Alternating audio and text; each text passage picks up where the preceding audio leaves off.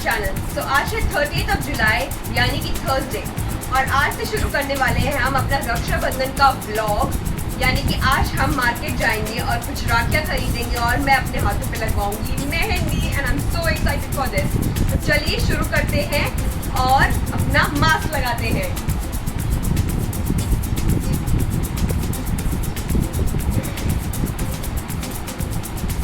I'm ready.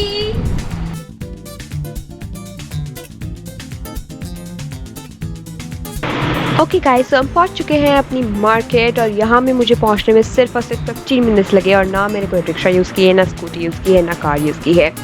As you can see इतनी भीड़ है तो कार और स्कूटी लाने का कोई फ़ायदा नहीं था, तो हमने सोचा कि कोई वॉक भी हो जाएगी और ममा और मैं बाज़ार भी पहुँच जाएंगे।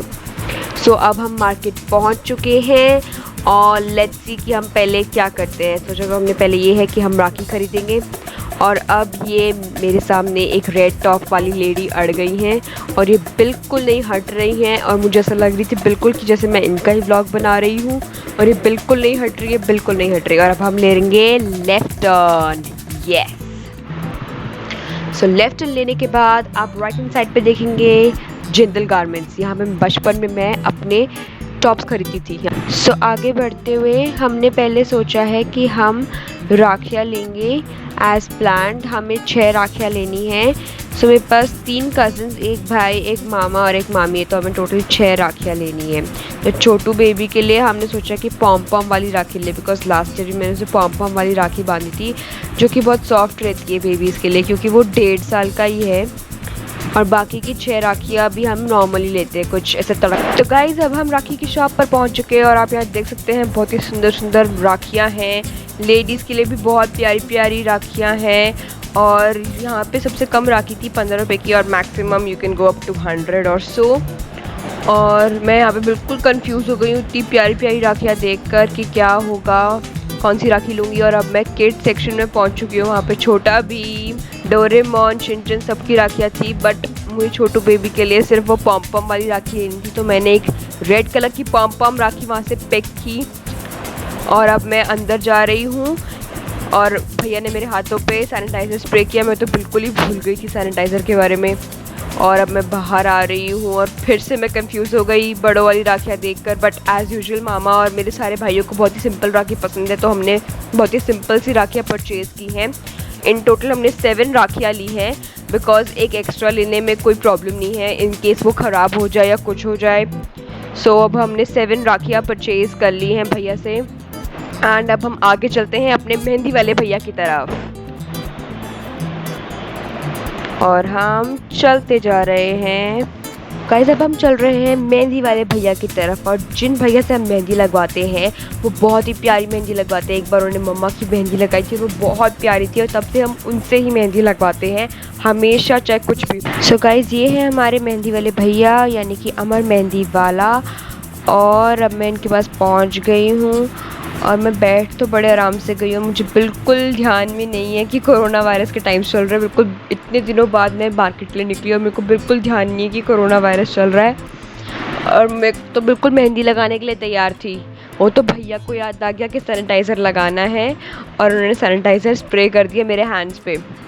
और उससे मुझे याद आ रहा है कि जिसके लिए मैं मेहंदी लगवाने वाली हूँ, यानी कि मेरा भाई, उसको मेहंदी की स्मेल तक भी पसंद नहीं है, और मुझे तो मेहंदी की स्मेल से बहुत लगाव है। ओ माय गॉड, आप भी मुझे कमेंट सेक्शन में ज़रूर बताइए कि क्या आपको मेहंदी की स्मेल पसंद है, या मेरे भाई की तरह आपको भी पसंद नहीं है मेहंदी की स्मेल। और हाँ, ये भी ज़रूर बताइए कि क्या आप हर साल रक्षाबंधन पे मेहंदी लगवाते हैं या नहीं लगवाते हैं। तो अब भैया शुरू करेंगे मेरी मेहंदी लगाना, और मैं दोनों हाथों पे लगाऊंगी।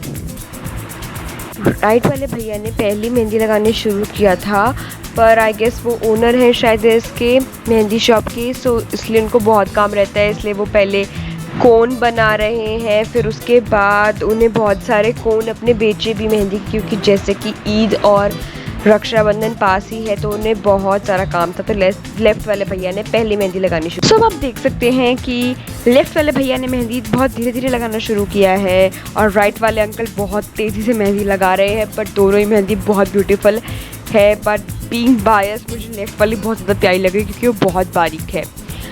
पर मेहंदी तो मेहंदी ही है, मुझे मेहंदी से इतना ज़्यादा प्यार है मैं आपको बता नहीं सकती हूँ। तो अब मेरे सामने से एक बच्ची गुजरी छोटी सी और उसका मेरी मेहंदी देखकर बहुत मन हुआ कि वो भी मेहंदी लगवाए, और उसने अपनी मम्मा से बोला कि मम्मा मुझे भी मेहंदी लगवानी है, और उसकी मम्मा ने उसे मना कर दिया। इससे मुझे याद आता है कि जब मैं छोटी बच्ची थी और मैं जब मार्केट जाती थी तो मेरा भी बहुत मन करता था कि मैं मेहंदी लगवाऊँ, बट मम्मा मुझे मना कर देती थी क्योंकि मेरे स्कूल में फ़ाइन था, 50 रुपीज़ पर हैंड का फ़ाइन था। उस टाइम मेहंदी का रेट ही 50 रुपीज़ पर हैंड था और फ़ाइन भी 50 रुपीज़। तो मम्मा मुझे मना कर देती थी कि अभी नहीं लगवाना, तो मैं किसी की शादी में नहीं लगवा पाती थी मेहंदी। तो अब आप ये भी सोचेंगे कि मैं इतनी जल्दी मेहंदी क्यों लगवा रही हूँ, और बस 30 जुलाई ही है और अभी तो 3-4 दिन पड़े रक्षाबंधन में। हाँ जी, बट मैंने सोचा कि 31 को तो लोग ईद के लिए बहुत ज़्यादा आएंगे क्योंकि 1 अगस्त को ईद है और 1 अगस्त को भैया की छुट्टी हो सकती है, इसलिए उस दिन भी नहीं लगवा सकते। फिर 2 अगस्त को रक्षाबंधन की भीड़ हो जाएगी और 3 अगस्त को तो रक्षाबंधन है ही, तो मैंने सोचा कि रिस्क नहीं लेते हैं और पहले ही चलते हैं भैया के पास, क्योंकि भैया फुर्सत से जब मेहंदी लगाते हैं ना तो बहुत ही अच्छी मेहंदी लगती है। और अब भैया मेरी फ़ोटोज़ क्लिक कर रहे हैं क्योंकि भैया को भी लग रहा है कि भैया ने बहुत प्यारी मेहंदी लगाई है। तो उन्होंने फ्रंट से और बैक से दोनों साइड से मेरी मेहंदी की पिक्चर खींची और अब थोड़ी सी रात भी होने लगी है एज़ यू कैन सी। तो मुझे लगभग 1 घंटा लगा है मेहंदी लगवाने में दोनों हैंड्स पे, और अब मैं चलने के लिए तैयार हूँ। चलिए चलते हैं। तो गाइज़ अब हम मेहंदी लगवा कर घर की तरफ निकल पड़े हैं और यहाँ पे आप देख सकते हैं कि ये मार्केट कितनी प्यारी सजी हुई है। कोई भी मार्केट ले लो, रात में तो वो इतनी प्यारी लगती है with lightings and decorations and staff, इतनी प्यारी लगती है। और अगर आप किसी फेस्टिवल टाइम के आसपास जाओ तो बहुत ही प्यारी लगती है। स्पेशली मेरे घर के पास वाली मार्केट जो है वो दिवाली पे तो इतनी सुंदर लगती है, मैं क्या ही बताऊँ। अब बीच में हमें गोलगप्पे, टिक्की, दही भल्ले इनकी दुकान मिली और कुल्फ़ी की दुकान मिली और मेरा बहुत ज़्यादा मन किया कि मैं उन्हें खा लूँ, बट कोरोना को ध्यान में रखते हुए हमने सोचा कि इसको स्किप करना ही बेहतर रहेगा, वरना तो मैं पक्का ज़रूर खाती अगर मैं नॉर्मली किसी डे पे बाहर निकलती। तो मुझे ये सब चीज़ें बहुत ज़्यादा पसंद हैं, टिक्की, दही भल्ले एंड पापड़ी। तो अब हम अपने घर की गली की तरफ पहुंच चुके हैं, ऑलमोस्ट घर पहुंचने ही वाले हैं, बस 2-3 मिनट और।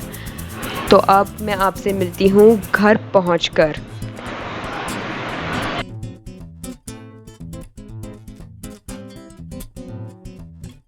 तो गाइस अब हम आ चुके हैं मेहंदी लगवाकर और हम बाज़ार गए, हमें बहुत मज़ा आया। मैं लिटरली 4 महीनों बाद बाज़ार गई थी और मुझे बहुत मज़ा आया बाहर घूम के, और हमने राखियाँ भी खरीदी जैसे कि आपने वीडियो में देखा होगा। मेहंदी लगाने की सबसे बड़ी प्रॉब्लम ये है कि आपको 3-4 घंटे तक ऐसे ही बैठना होता है जब तक ये मेहंदी सूख ना जाए, उसे निकाल ना लो।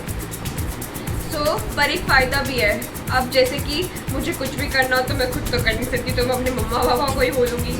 तो जैसे कि अब मुझे मम्मा मेरी पानी पिलाएंगी।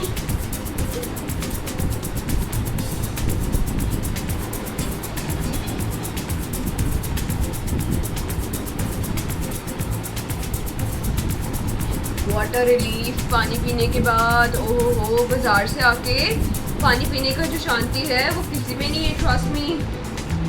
अब इस मेहंदी को लगे हुए 1-1.5 घंटा हो चुका है और अब हम मेहंदी उतारेंगे। और इस बीच मैं 1-1.5 घंटा सो गई थी क्योंकि मैं बहुत थक गई थी बाज़ार जाके, बहुत दिनों बाद बाज़ार गई थी। तो अगर आपको भी मेहंदी निकालनी है तो प्लीज़ ऐसे ही मेहंदी निकालिए, नाइफ से इसको स्क्रैच करके, पानी से बिल्कुल मत धोइए वरना इसका रंग बिल्कुल है वो चढ़ता नहीं है। देखिए गाइस इतनी डार्क और इतनी सुंदर मेहंदी लगी है मुझे। और ये देखिए बैक साइड से भी कितना प्यारा डिज़ाइन है, कितना सुंदर मेहंदी लगाया है भैया ने, इसलिए हमेशा मैं इनके पास जाती हूँ। तो अब हम मिलते हैं रक्षाबंधन पे। Bye bye, take care.